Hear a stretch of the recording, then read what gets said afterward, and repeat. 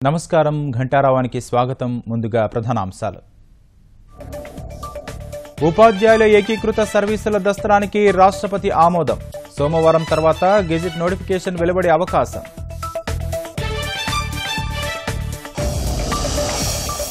రేపు రాష్ట్రపతి పదవికి రామ్నాథ్ నామినేషన్ అభ్యర్థిని నిలబెట్టడంపై విపక్షాల మథనం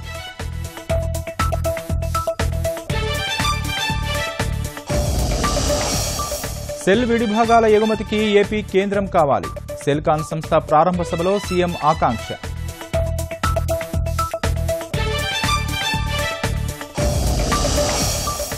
ఎలక్ట్రానిక్ రంగంలో 5 లక్షల ఉద్యోగాలే లక్ష్యం 2 ఏళ్లలో సాధిస్తామని మంత్రి లోకేష్ ధీమా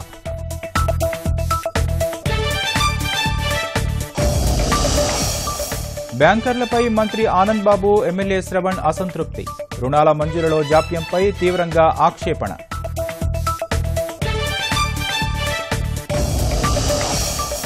కాపులకు రిజర్వేషన్లు ఇచ్చి తీరుతామన్న చినరాజప్ప స్వార్థంతోనే ముద్రగడ రాద్ధాంతం చేస్తున్నారని విమర్శ